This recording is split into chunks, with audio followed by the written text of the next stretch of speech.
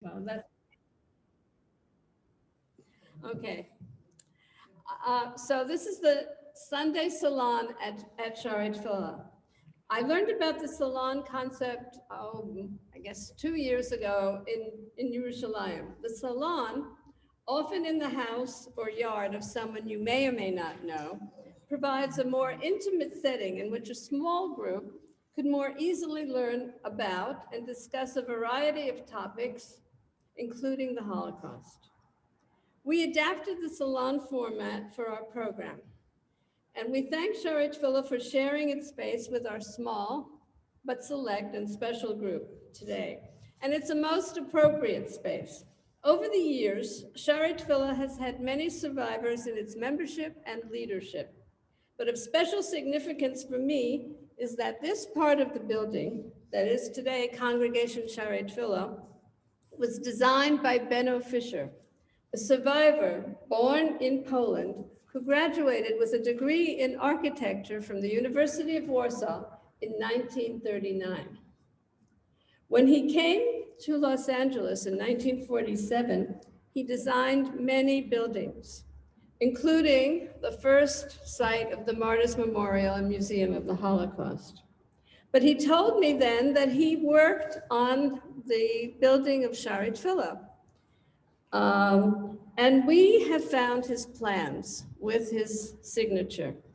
When I spoke to his daughter a few months ago, she told me that not only did he design the building, but that they attended Shaarei Tefillah, and their son and her brother was bar mitzvah here. So I asked for bar mitzvah pictures so we could see what the sanctuary looked like, but they don't have any. Okay. What a small world it is, though. But we are here today to learn about the child survivors and listen to 3 of their stories. So who are child survivors? They're not second generation, and not to be confused with them. And they're different than those who were adults during the Holocaust. The name child survivors tells us exactly who they are. That is, people who had been children during the Holocaust. Many, if not most, had not spoken about their experiences. When I became director curator of what was called the Martyrs Memorial Museum of the Holocaust, we began to ask these child survivors to break their silence and speak to teachers, students, and other museum visitors. The first person I asked to speak was Marie Kaufman. Some of the older survivors, active in our education program, said to me, "Why are you asking them? They have no stories, no memory. They were too young." But what you will hear today, the stories you will hear today, and the other 49 authors who were only children had memories and stories, and they do remember, even if just fragments in bits and pieces. True, memories can be elusive. Sometimes, especially for the very youngest, those who were babies born after the war began, the memories are more sensory than intellectual. A sound, a smell, a taste. But the memory existed, as did the effects of the trauma. It was there, deep down inside them, repressed, but waiting. And it was a need waiting to be allowed to be expressed. And help came in 1983 when Dr. Florabelle Kinsler, Zichrona Livracha, and Dr. Sarah Moskowitz saw that need. Under their guidance, the Child Survivors of the Holocaust Los Angeles was formed. It became a haven for dialogue and support. It became a family for many who had no other family. Members celebrate holidays and special events, happy and sad, together, as families do. The book, How We Survived, 52 personal stories by child survivors of the Holocaust, grew out of the nurturing environment of the group. The book was formatted and guided first by John Gordon, Zichrona Livracha, and then by Marie Kaufman. Interestingly, she was born in 1941, and she has no memories of her own from that time. But she and her committee propelled the book forward, and each story is written in the author's own voice and is unique in time, place, and gender. The first edition was published in 1911. Each of the 52 stories provides us with insight into a child's experience with hate, prejudice, pure evil, personal fortitude, and resistance. There are stories about individuals who help them, and most of all, about courage. It is the courage you will hear about from today's speakers and from the other authors in the book. They are the last, the final eyewitnesses. Today and always, we honor them and their memories. Those of us who hear and read the stories now become the witnesses, keepers of the legacy. And that will be the message of the two speakers who represent our hope for the future, representatives of the second, third, and fourth generations. When we plan these programs, and we've planned quite a few over the years, we try to connect the day to one specific theme or event. So before we hear from the speakers, we want to remind all of us that this is the 74th anniversary of the start of the doctors' trials at Nuremberg in December 1946, when 23 physicians were placed on trial for their active participation in the labeling, persecution, and eventual mass murder of those they deemed lives unworthy of living. Doctors who were the architects of the T4 program, the euthanasia program, doctors who felt no guilt in doing this work in the name of science. We don't have time today to delve into this topic, but today, in the time of Corona, we still are concerned with rights and responsibilities of health professionals and institutional policies that violate basic ethics. So we're pleased to report that departments of bioethics have been formed to train medical students and professionals to uphold bioethical values. Well, there's always hope. Unfortunately, the fact that these institutes are being formed today and the lessons our speakers will teach us, they're still relevant. We continue to learn about the rise of anti-Semitism, of discrimination against people with disabilities, and hate crimes against the other. The other, that is someone, something perceived as different from us. As Jews, we know well the experience as being the other. So now let us listen to Leah and Ellie, to Eva and Henry, individuals who survived very different experiences in 3 different countries: France, the Netherlands, and Hungary, Romania, without a normal childhood. They are determined to face the painful task of remembering in order to help others understand how the cruel, rampant hatred that destroyed their families and shattered their childhood must not be permitted to flourish again. We will then hear from the future. Michelle Gold, author of Memories That Won't Go Away. We have a few authors in the room. Michelle's mother, Rita Berwald, was brought to safety by Kindertransport in March 1939. And from Alex Fan, a high school student from Bakersfield, California, who believes strongly in learning and teaching about the Holocaust, and whose father's family understands about being a refugee. And there'll be time, we hope, for questions and answers. And books, as you see, are available for sale. And if you don't have a copy, they're available for purchase, and the authors who are here will sign them for you. So my floor is turned over to Leah and Ellie.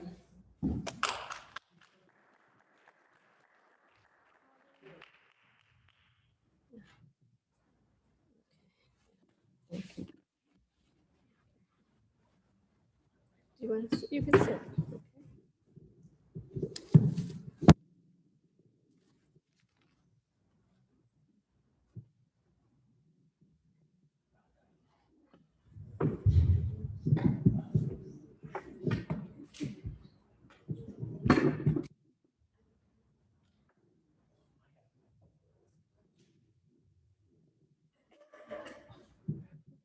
We'll have you stand there and hold it. There's always something. That's okay. It's Just, okay. we'll take it off.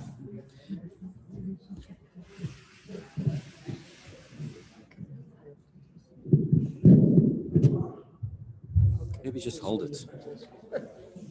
I don't know. Are we okay? Can we just take it out? I think it'd be easier to take it out. You know what works actually? Sometimes you just leave it right there. Oh, perfect. Sometimes that works too. That's even better. We're just non-technical. Oh, we can watch ourselves. You're being recorded. Oh, God. I'll let you start.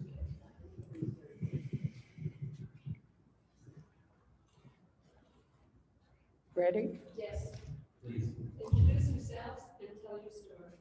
This is a very special moment because there are two sisters whose stories have commonalities but differences.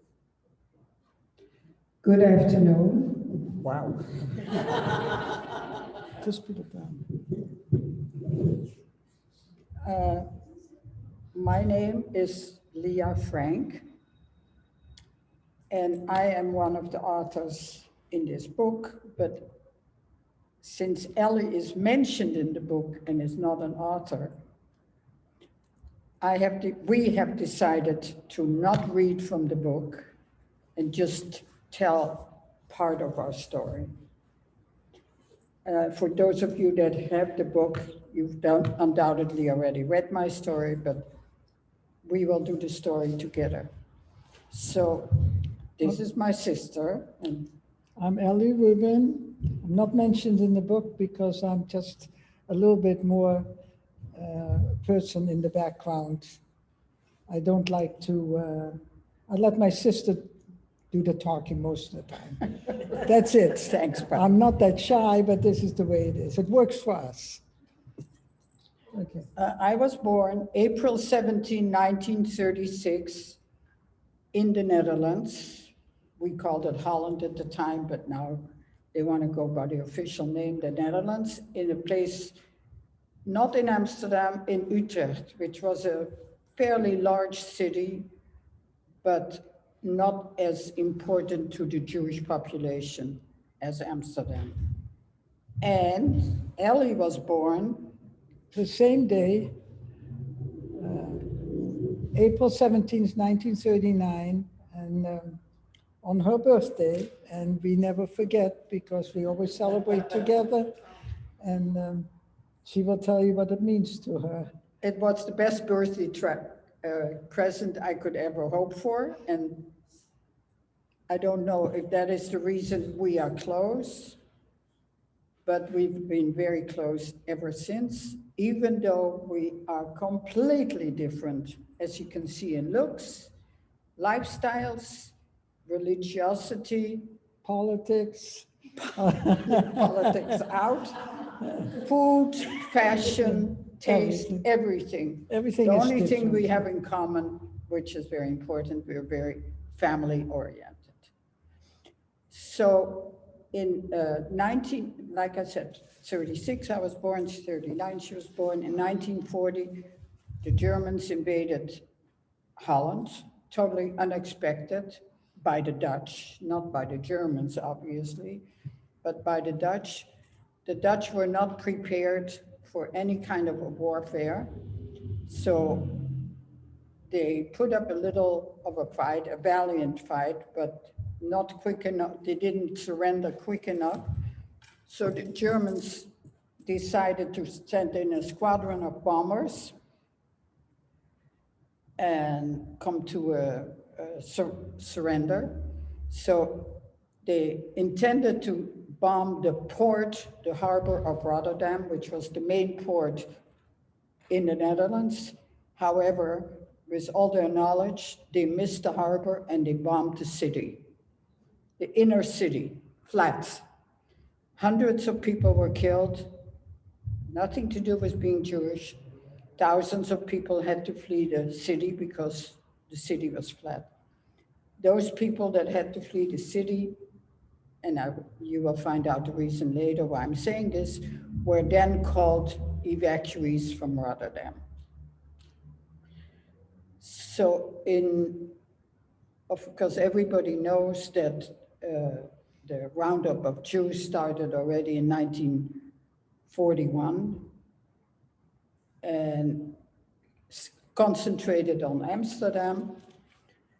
And by the time they got through with Amsterdam, congregating all the Jews into a ghetto and then sending them on to Westerbork, which was a transit camp, they went to the outlying areas. So by April 18th, the day after her 4th and my 7th birthday, my parents decided, and she'll take it from there. Okay, my parents decided that the kids should be going into hiding, and they really wanted to hide with the kids together. And my parents had very good friends that lived very nearby. They were not Jewish. And these friends, the man of the house and my father, Eva, worked together in the same Jewish firm. Well, when the Germans started invading Holland, anybody who had a Jewish friend had to be either drop the friend or drop the job. So he decided to drop the job. And he quit, or he was let go. My father, of course, was also let go, but the friend decided with his wife to go in resistance. And the first thing they did was offer my parents a place to hide with them. But my parents wanted to, first of all, they wanted to be with the kids. They were talked out of that. Then they decided they really rather stay with the rest of the family in a very small village where my grandmother lived. Looking back, I guess it wasn't such a good idea to all be together, but all 7 of them moved to the village where my grandmother was, and they were divided among 2 brothers who had homes, and they thought they were very safe. They were treated very well, and it was good. My grandmother had a little white goods store, underwear and curtains and white goods, and she was very respected and loved in the city. My grandfather also was hit by lightning. The records say he was hit by lightning while holding a child. So he passed away at a very young age and left my grandmother with all the kids. So anyway, unfortunately, when they were in hiding, one of the homes had an adopted daughter who started a friendship with a Nazi.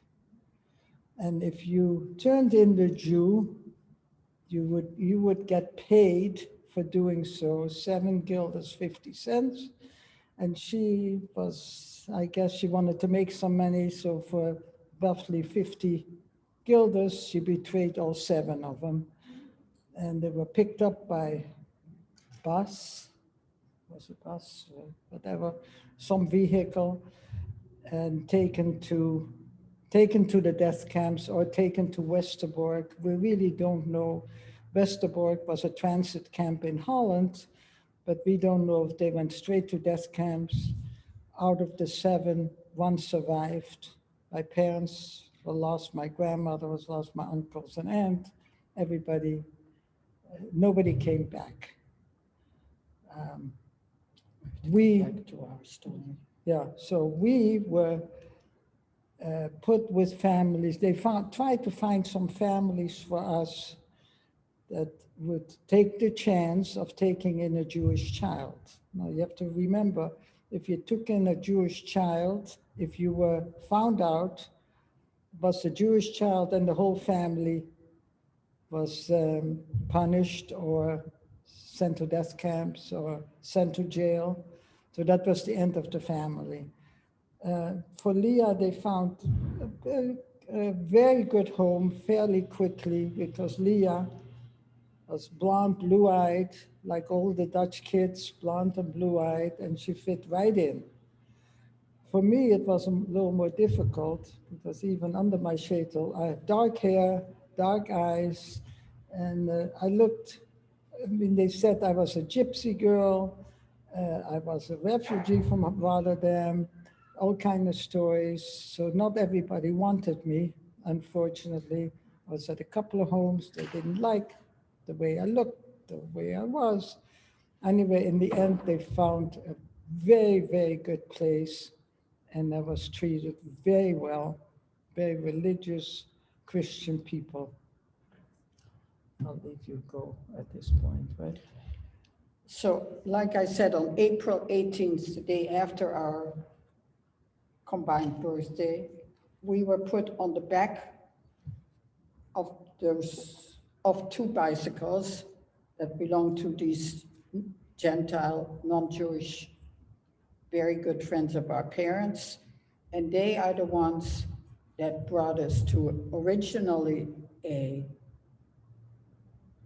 temporary home. And like Ellie said, from there, the organization found us a more permanent home.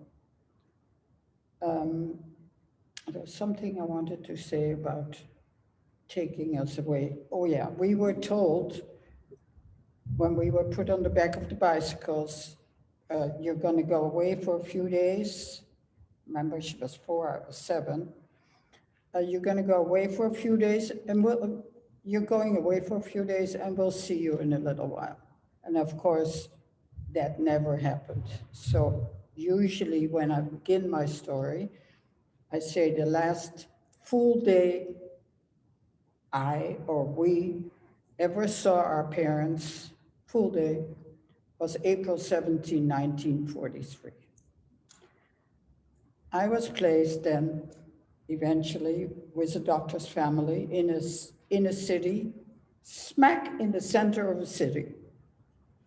I mean, the theater was next door, the newspaper printing was next, across the street. He was an ophthalmologist, she was the medical assistant. They had 2 little girls, 2 blonde, blue-eyed little girls. So here I came, I was 7, Pauline was 6, and Francine was exactly her age. They have a difference of 2 or 3 weeks in age. The first night I came, they put me in they were very welcoming, wonderful family, totally different from my own family.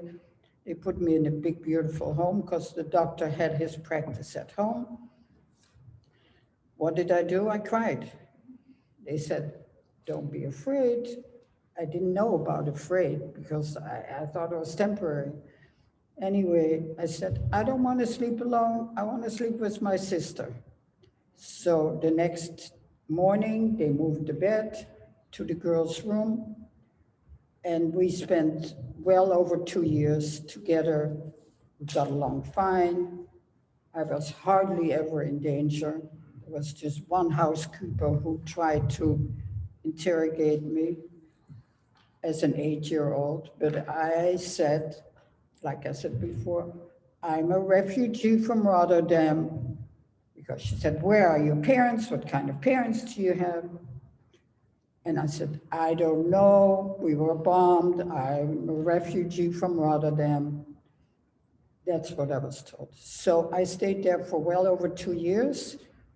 They were very good people. I'm still in very close contact with the 2 girls and their families.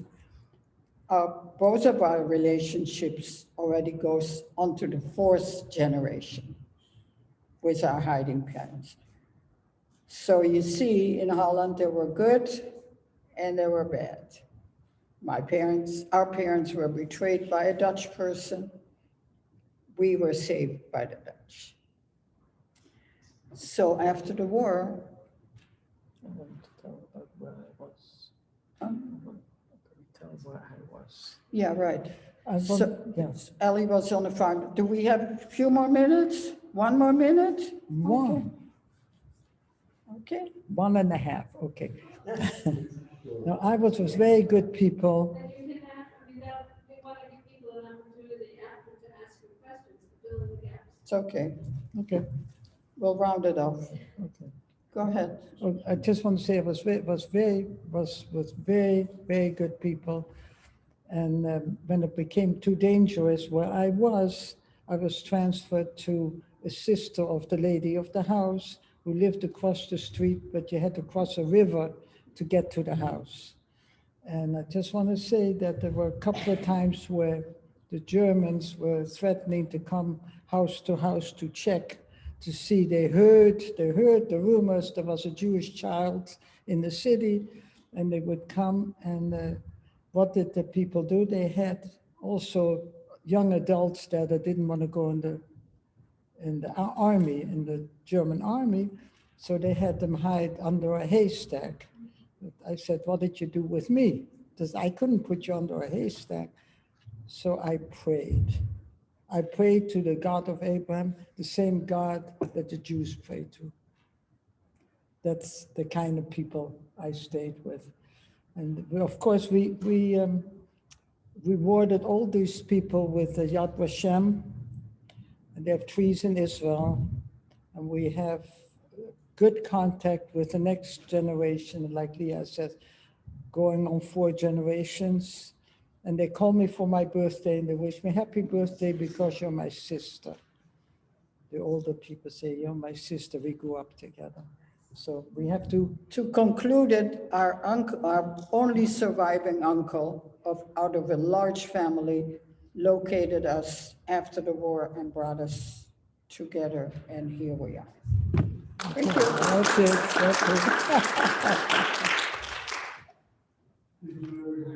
I can't hear you with the mask, I'm sorry. Did you ever hear anything about the person who turned you in?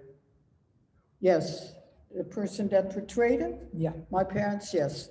My surviving cousin who survived Auschwitz, she found out and she brought her to trial. She got 6 months for having 6 people killed, and after that she died from an illness. That was the justice after the war. I'd like to thank you both for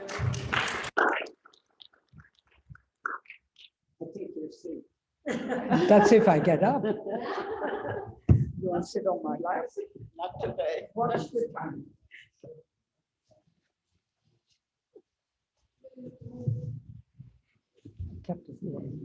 Thanks. This is Eva Brattler. A lot of you know her because she's a member of this congregation. I'm ready. Yes.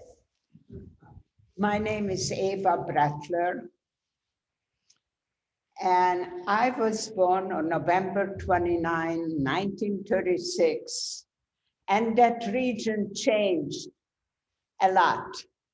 In 1940, it was annexed to Hungary.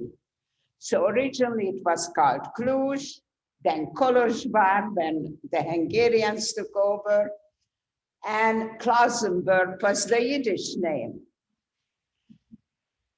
I was the only child. My father was one of 10 children. My mother was one of 6 children, and they both came from a very observant families.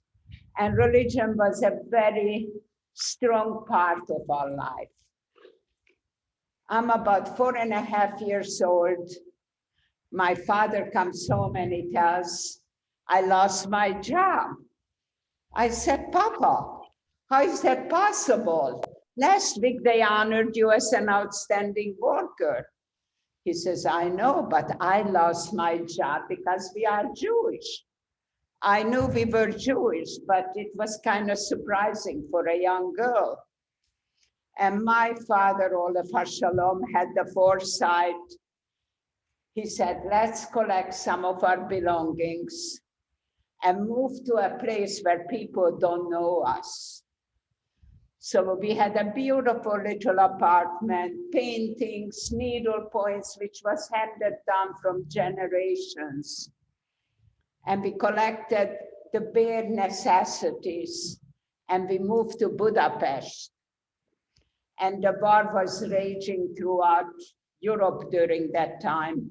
And it was very difficult to find a place where to stay, but eventually they found a place. I didn't mention my father was a printer. He loved working with letters and numbers. And my mother was a hat maker. And I was an only child, a little bit spoiled, occasionally getting cute little outfits with matching little hats. Both my father and mother found jobs, and I was sent to a little nursery school. The first time I realized, beside the moving and everything, I was visiting with my maternal grandmother. And there were people knocking on my grandmother's door stating, you have a half an hour, collect your belongings. We are taking you to a labor camp. I'm about 7 years old now. And my grandma says, your name is not on the list. I want you to hide in the cornfield. I said, Grandma, I'm too young. Don't leave me alone. She said, for a change, don't argue, Havela. Apparently, I like to do that. And she made sure, she and my tanti who was home, her name was Iboya, that I was well hidden. I watched as my grandmother and my aunt joined the other people who walked toward the railroad station. I have no concept how much time lapsed, but eventually my father arrived. He was already serving in a labor camp, and he had a yellow star. I did not have one. And he said, pretend you don't know me and walk next a little distance from me, and we will get to the railroad station. Unfortunately, he was arrested, very badly beaten up. And the next day when he came to get me, we ended up having the same routine, but this time we made it to the railroad station. My father went back to the labor camp, and my mother and I, on March 19, when the Germans invaded Hungary, we had to move out from our apartment. And my mother didn't want to go into the ghetto. By April 1st, the ghetto was established. How could they do it so quickly? Because the local population collaborated tremendously with the Nazis. So we ended up first in a Swiss safe house, then in a Swedish safe house. And when they were emptying the safe houses, we ended up going to a friend's place. Unfortunately, my mother said next morning, it was beautiful, sunny. It was in September of 1944. She said, let me enroll you to school, because she ended up getting a fictitious name for me. And my fictitious name became Eva Nagy. And I'm teaching you a Hungarian word. Nagy in Hungarian means big. And she said, now you really have to act like a big girl. Well, unfortunately, I was accepted to the school, but we were turned in. And we weren't prepared, and they took us first to a brick factory. From a brick factory, which was on outskirts of Budapest, we were taken on a march toward Germany. The march was very, very difficult, and every so often they took the young kids and they put them on a wagon, on a horse-drawn wagon. And we were always reunited with our family. One day, my poor mother's feet were so badly hurt. She was bleeding. And as she took me to the wagon, she begged, "Could you please put me on the wagon with my daughter?" They put me on. They pushed my mother away. A short time later, we heard shots. And I never seen my mother again. Eventually, we were pushed into a cattle wagon. The cattle wagon took us first to Ravensbrück. Ravensbrück was a women's camp, and over 4/5 of the population perished there. As we were coming off from the train, by the way, I arrived on January 1945. And that part of the country is very, very cold. And I didn't have any warm clothes. I was freezing. As we were coming off the wagon, they told us, "Give up all your personal belongings." I had absolutely nothing except a little ring which I got for my 7th birthday. I pulled off the ring and I put it under my tongue. I was so desperate to have something that connected me with my family. Actually, then they shaved my hair and they gave us the uniform. When the Russians were approaching the camp, we were pushed back in a cattle wagon, and this time I ended up in Bergen-Belsen. The first things we seen in Bergen-Belsen were mountains of corpses. It was so, so scary. And the little girl in me had difficulty understanding. My mama, who loves me so much, how come she's not coming back for me? I want you to know that little 8-year-old girl couldn't have survived without the compassion of total strangers. I came down with typhus. I ended up in Sweden. And through the International Red Cross, my father found me, and in January 1947, I went back to Hungary. I forgot how to speak Hungarian. I spoke beautiful German, Swedish, and Polish. And my father informed me I have a new mother and a new little brother. It wasn't an easy adjustment for her or for me. Anyway, I was very fortunate.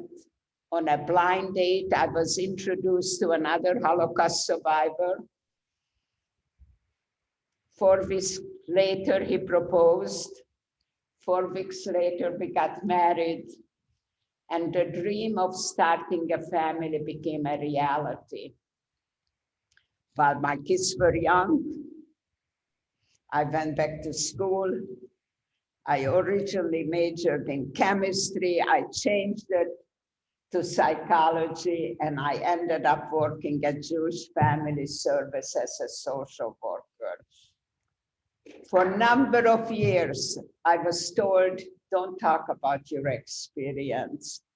And as Mom mentioned, I joined a support group, the Holocaust survivors. And through the Holocaust survivors, first time we had a voice to speak up about our experience. Yeah. And I'm so grateful that we are part of that group. I ended up sharing my story much, much later. But the reason I'm sharing it, it's multiple reasons. I want to make sure that our loved ones' memories are not forgotten. I put tremendous emphasis on education. I speak a lot to young students. And education is something that nobody can take away from you. And finally, I have been extremely fortunate. I met Elie Wiesel several times. And Elie Wiesel states that every Holocaust survivor's obligation is to tell the story so the future generation can carry on. Thank you for your attention.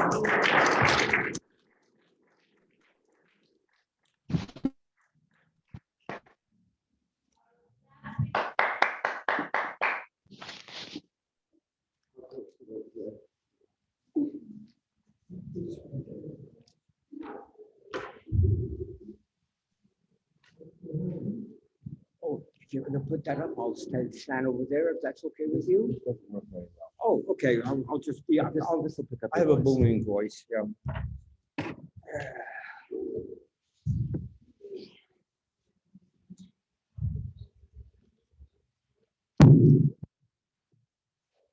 It's a wake-up call. My story is quite different from the ones you've heard. But then again, the rule is that no two stories are alike, even for those people who had similar experiences. You hear the word courage, how we have courage. We don't have courage. Oh, here and there, maybe. The people who had the courage were the rescuers, without whom we would not have survived.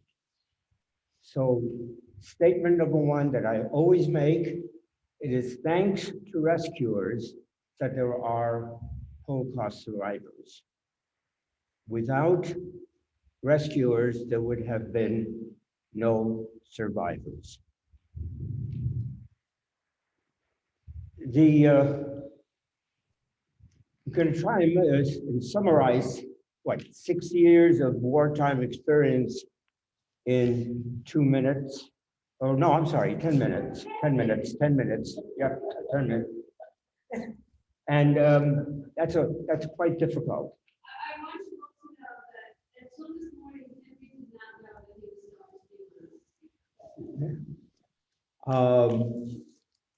I usually, when I speak to groups, it's usually an hour long, and I have a PowerPoint with 240 some odd slides, so that I have no benefit of those today.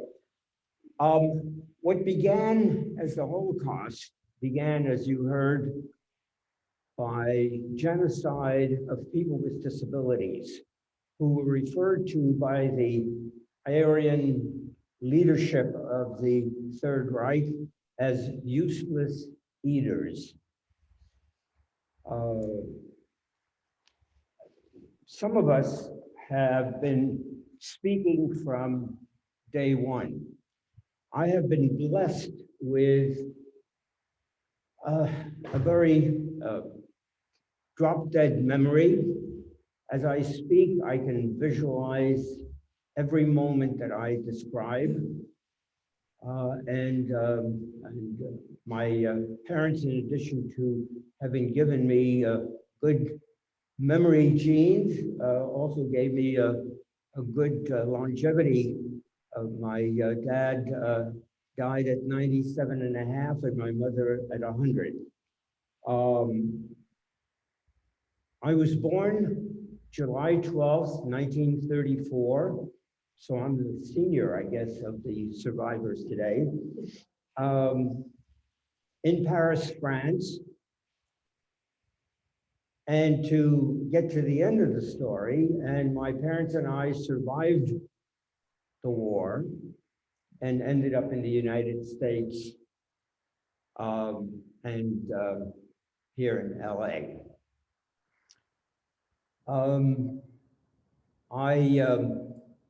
My father, well, my parents, both my parents were radical socialists, atheists, secular Yiddishists, very radical in their thinking and. I think the R-rated answer sounds more interesting. What? Whoops.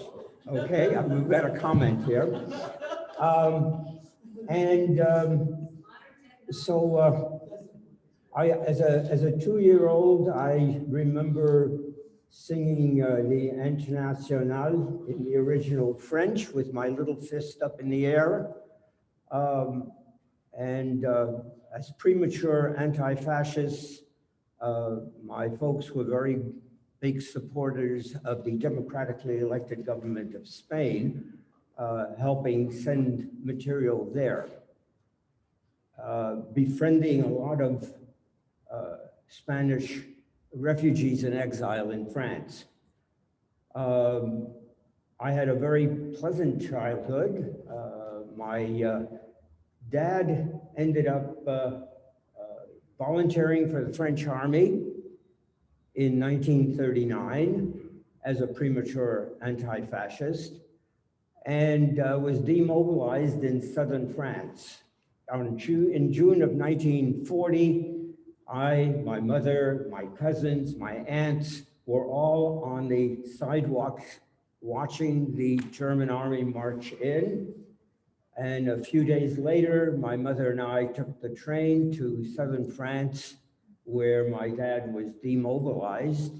And for the next 2 years, we had a tremendously pleasant life from June of 40 till August, the end of August 26th of 1942. Food was plentiful. We had no idea, or at least I didn't, of there being a war. And on August 26, 1942, 6 o'clock in the morning, there's a knock on our door. My parents quickly ran into my bedroom and woke me up and told me to be very quiet, and we're going to play a let's pretend game that we are not here. Nobody's home. And for the next hour and a half, the gendarmes were knocking on the door, and we were sitting in the dark, quietly waiting for them to leave. And my folks took turns whispering to me what a great player I am of this pretend game.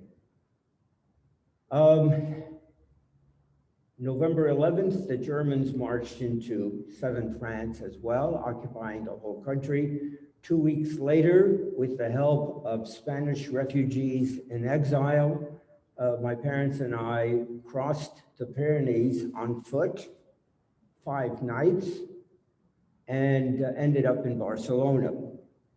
The American Joint Distribution Committee and the Hayas helped us financially, because foreigners were not allowed to work in Spain.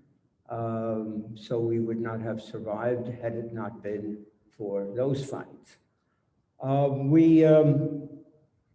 year later, about 10 months later, my parents signed me up on a program that was modeled after the Kindertransport that you'll hear more about shortly.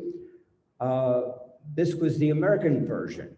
A small group of children, myself included, got to America alone without our parents under the supervision of the Joint and Hayas personnel.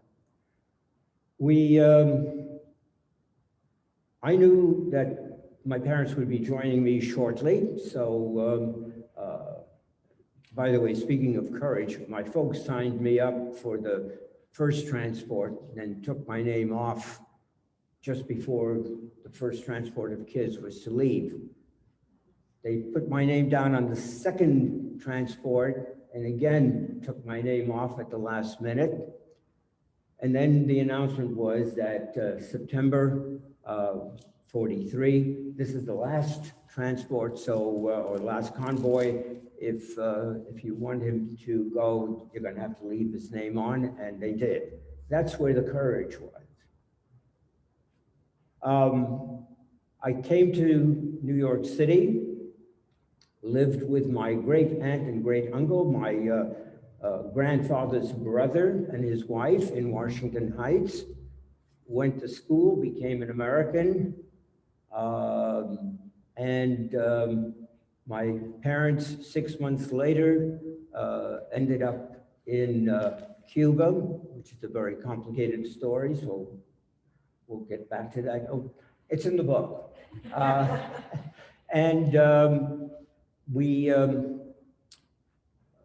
In April of 46, April 20th, would have been Hitler's birthday. He had died a year earlier, or committed suicide a year earlier. My parents and I were reunited in New York City. I ended up finishing my junior high school in New York, coming to LA, doing high school and UCLA, became a professor at the University of Southern California, and retired a couple of years ago after 57 years of being a professor. I want to make sure, I hope I have time, to include a statement that I always make, and never again for me is a very limiting statement, because it makes it sound like never again to us. Never again will this happen to us. No, never again to anyone, anywhere. So the two lessons I really want to underline is, number one, without rescuers, we would not be here. And number two, our vision has to be much broader, and it's never again to anyone, anywhere, whether it's at the border of Mexico and Texas and California, or whether it's with the Third Reich. Thank you. We will have questions after, but I want to have time for the people who may have to go to another engagement. Thank you. So this is Michelle Gold.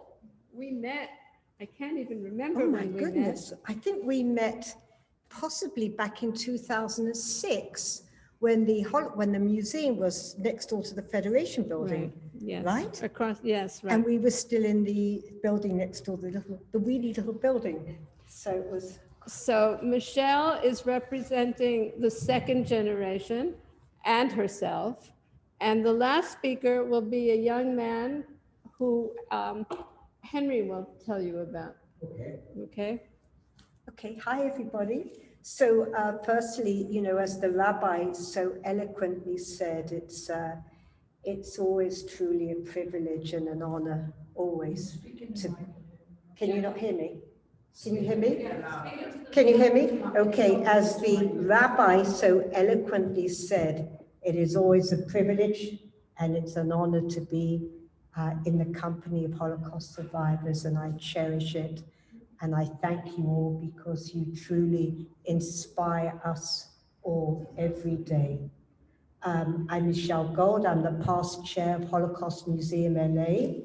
I'm an author, as my dear friend Marcia said. This is one of my book. I'm actually just about completing a second book, actually.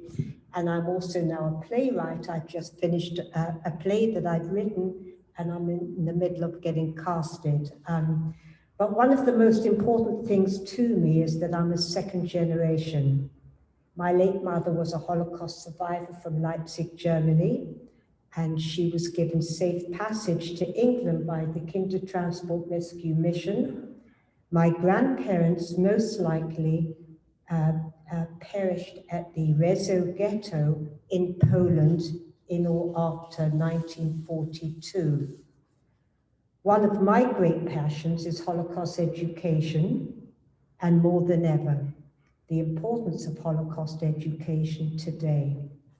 As a second generation, I always feel I have big shoes to fill, and as difficult as it is sometimes, I believe it is now our time as second generation to step up and become the storytellers, to learn and understand our mothers, our fathers, or both our parents' past history and experiences, while being observed and listened to by the third generation. I think we are all coming to the realization that whether you are a Holocaust survivor or a second or third or even fourth generation survivor, the future is fast becoming the present, and our voices matter, and they matter more than ever. As a 2G, we cannot bear witness, but we can do our best to share our family stories so they are never forgotten and never become a footnote in the history books. I am dedicated to sharing my mother's story. For me, it gives me a better sense of personal identity, understanding, and purpose. It also gives me a measure of satisfaction that by sharing my mother's story, I'm also teaching about the Holocaust and the impact of the Holocaust. And I'm transporting memory to meaningful actions and deeds. Many of us are tackling issues of great concern, especially Holocaust denial, distortion, and anti-Semitism. And now we are facing conspiracy theories that are being spread on social media, showing a much darker side of the world. So again, our voices matter and are more important and more necessary than ever before. And as a second generation or a third or a fourth generation, if we don't step up and take responsibility, Holocaust remembrance may no longer be remembered. I'm working right now at present with the museum to bring a strong and active and meaningful second generation group network together to share common goals and to preserve and honor the legacy of our families. And I think we all bear that responsibility to honor their legacies and honor our voices, their voices, because they matter. Our dedicated second generation network will provide a platform for individuals who have one or both parents who were victims of Nazi persecution during the Holocaust and want to continue their parents' legacy by stepping into the role of torch bearers. We will be working to encourage our second generation descendants to share their families' histories and to ensure that families who suffered racism and discrimination during the Holocaust are passed on to the future generations so they are not forgotten or denied. As an aside, I've developed a memoir writing workshop, which is for survivors and second and third generations. I've been teaching it for about 3 to 4 years, and I will be running a series for my workshop starting in about February or March of next year, 2022. In closing, every day I'm inspired. I can't even talk about it, even today, without getting tearful. But every day I'm inspired by my late mother because she taught me the true values of life, which I try each day to live up to. With all that my mother endured, being forced to be separated from her parents at the young age of 15, and as young as she was old enough to understand what the separation meant for them, and she was old enough to understand why she was being sent away, and she understood that it was most likely that she would never see her parents again, and she didn't, because once she left on a kinder transport, as she always said, she was one of the lucky ones because she went to a family in Glasgow, in Scotland, in Glasgow, who took her in, and she eventually took their name and she became one of their family. And to this day, that family is my family, and we're extremely close, all of us. But throughout my mother's life, she remained the most positive person I ever knew, and she was always so grateful to have been given a chance of a good life. And she inspired us all with her dignity and her faith. So thank you guys very much. Did I go over? Thank you very much. Our last speaker is a young man. Well, wait. Our last speaker is a young man, and Henry will introduce him. A young man who is not Jewish, lives in Bakersfield, California. Yeah, our speaker is Alex Fan, who is a brilliant high school student about to graduate. And I got to meet him a couple of years ago. I don't think we've actually seen each other face to face yet because of the pandemic, but he approached me for a couple of reasons. One is that he wanted to meet a Holocaust survivor, and two, he wanted. Yeah. This is Eva Brattler. Unfortunately, she has to leave, but she's in the book, and she came especially to be here.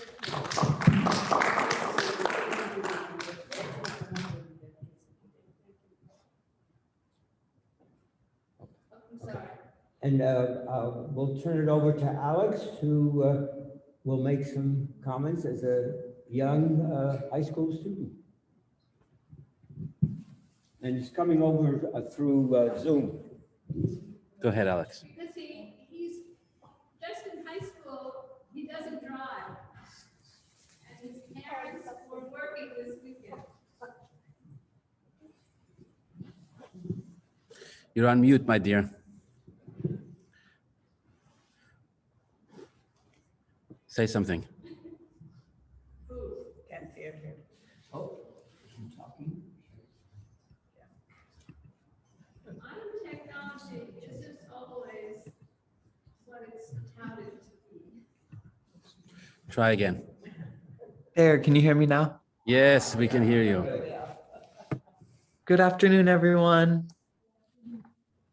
My name is Alex. I'm 17 years old and I'm a senior in high school in Bakersfield.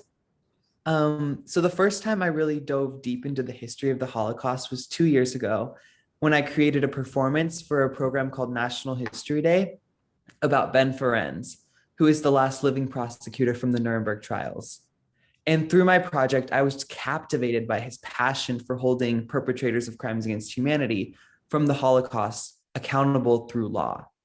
I used my performance to bring to life the history of the Holocaust through the story of Ben Ferenz. And in my research, I interviewed Ferenz and several Holocaust survivors, including Dr. Slucky. I heard from survivors about how identity-based violence had shaped their lives. I couldn't fathom that still today, 75 years after the Holocaust, genocide still exists all throughout the world. I was compelled to join Ferenz in ending the constant cycle of genocide on our planet. And for me, the most accessible way to do that was through education. So in the summer of 2020, I interned with Holocaust Museum LA, and I created Holocaust education lesson plans for California public schools that would accompany recorded Holocaust survivor testimony that many of you are probably involved with. Through the internship, I really learned about the rich Jewish history, culture, and life that was destroyed during the Holocaust. And it's devastating to learn about. And I can't imagine how devastating it was to live through that. And it made me realize there really is nothing more valuable than human life. So I was inspired to share the history of the Holocaust with other students in my community. And with Dr. Slucky's help, I created the Holocaust Education Youth Project to host live Holocaust survivor speakers in my local community in order to inspire students to become upstanders against identity-based violence, like even bullying in their schools. I have learned that there is no tool more powerful in motivating students to become upstanders than teaching them the history of the Holocaust through the word of survivors. Education is the most powerful tool we have to fight bullying, hate crimes, and even genocide. The work of you all is inspiring and essential. You are shaping the future through art, books, documentaries, and presentations. From the bottom of my heart, I would just like to thank all of you for sharing your stories with me. And I would like to thank all of you on behalf of every single child who has ever heard the story of a survivor. Thank you so much.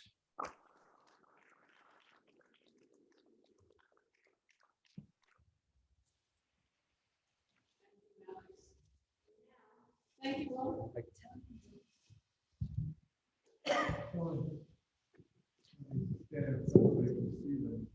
Oh, thank you, Alex. Thank you. Yeah. He can say if he wants it. Yeah, you can stay. You can stay. And if you have questions, you can ask him or anybody who spoke. Thank you, Henry, for introducing us to Alex. Right.